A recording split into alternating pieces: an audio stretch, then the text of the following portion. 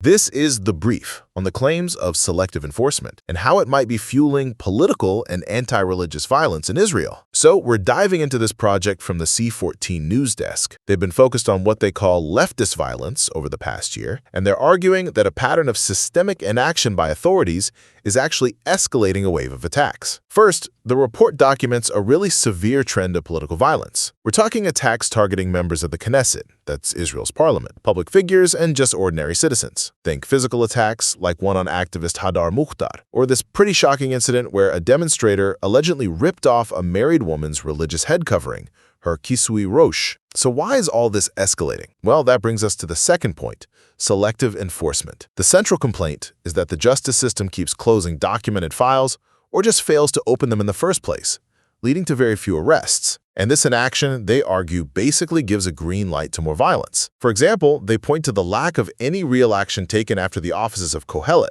a major conservative think tank, were vandalized. Finally, this alleged inaction has allowed the conflict to morph from political disagreement into outright anti-religious hostility. The analysis cites some really personal attacks, pulling the religious sidelocks known as tzitzit, attacking a student for laying tefillin, or even an incident where someone shoved pork, a prohibited food, into the face of a Chabad member. The report argues the conservative public feels like they're being gaslit by the system, constantly told their oppression isn't really happening. According to C14, this failure of the justice system is actively legitimizing anti-right-wing and anti-religious street violence.